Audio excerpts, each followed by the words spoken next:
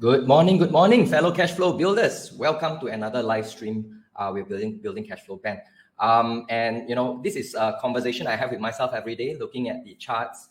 I'm actually very excited right now because the Fed's had some meetings, so I'm going to sound a bit fast.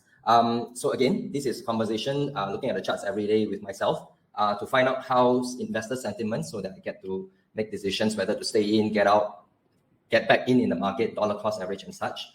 This is not financial advice that I'm giving. It's just regular conversations I have with myself. And I want to make this available to everybody because sometimes having these conversations alone can be very boring. And of course, I don't expect myself to know everything there is to know about the market. So bringing this conversation to you, if you have conversations with yourself and you're getting bored as well, please come forward and have this conversation together with me. It'll be much more fun that way. And,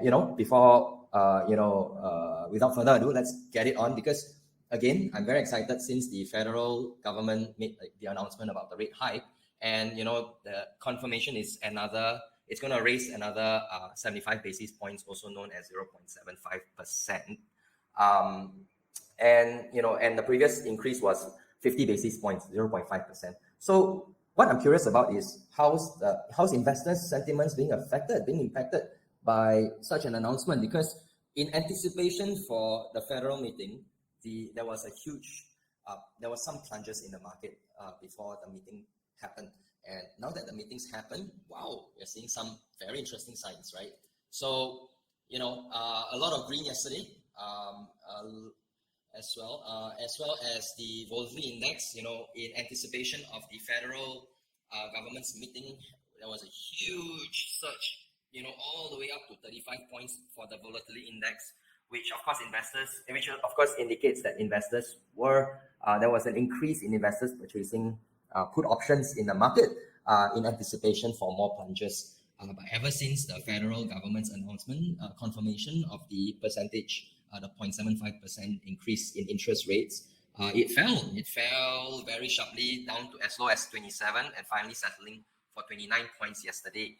So that's also an indication that possibly the volume of put options in the market, purchase in the market, has reduced, which is good. Now, so what we're seeing is investors' sentiments, investors' confidence are, not easily affected by the increase in interest rates. And probably what investors are looking out for is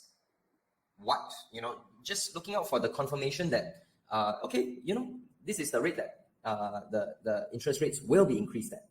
So, looking at the fall in volatility index, indicating that, the volume of put options is being reduced. Let's look at what about call options, looking at the ratio of put to call options. So when we see a red line here, it indicates that there is not only a decrease in put options, but there's also an increase in call options purchased in the market.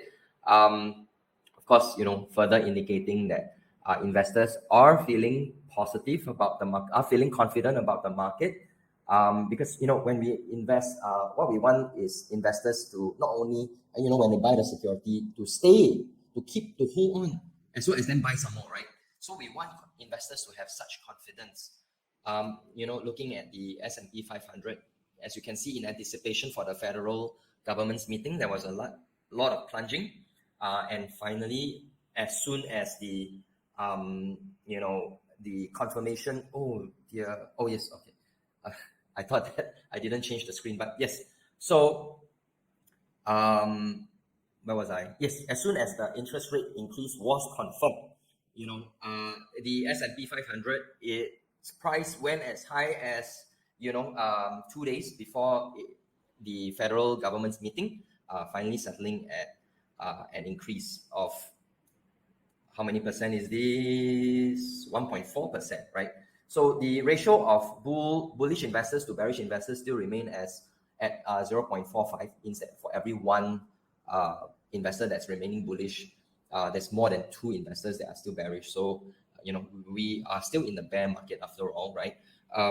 So far it looks like the confirmation of an interest rate increase is not affecting investors' confidence in the market, because investors are still buying securities, right? So let's look at Triple Q, the US large cap and technology companies, right? So we can see that yes, there is a recovery going on over there.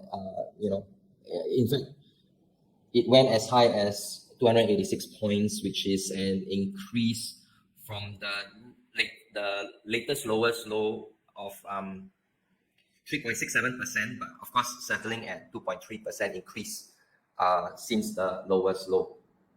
And looking at China's Triple Q, right, still staying above the short-term moving average. Oh, wait. Let's go back to Triple Q again. And let's just see how far.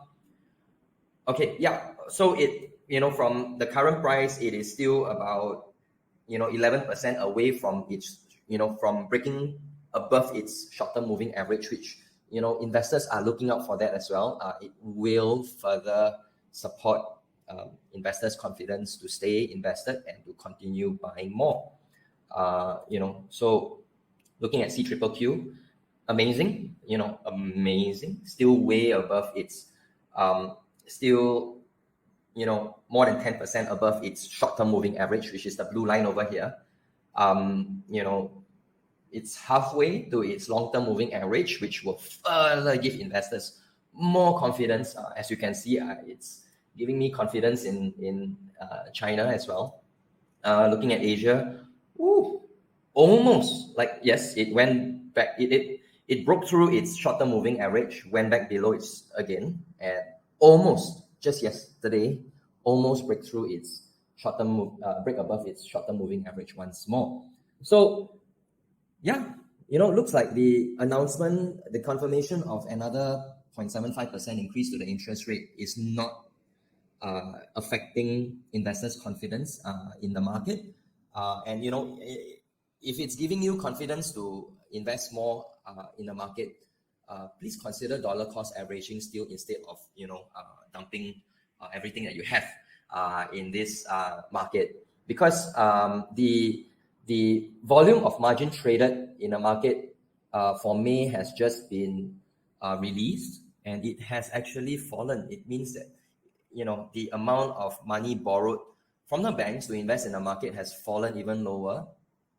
Possibly investors are selling off their securities to pay off their margin. So it has fallen by another $20 billion.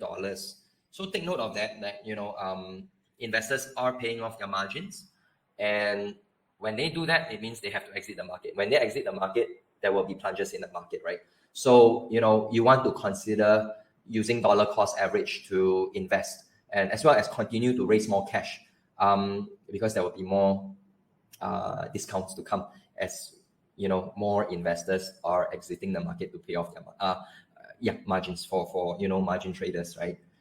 They will help create more discounts in the market. So please, dollar cost average, please continue to raise cash. There will be more discounts to come.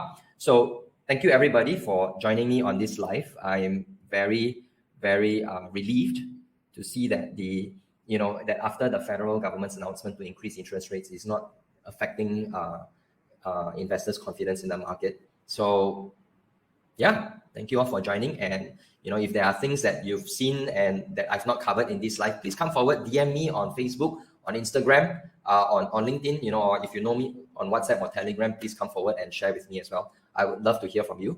And, I'd love to have more conversations with more people about the market. The more, the merrier. So thank you. Take care, stay safe, and stay invested. See you in the next live. Bye.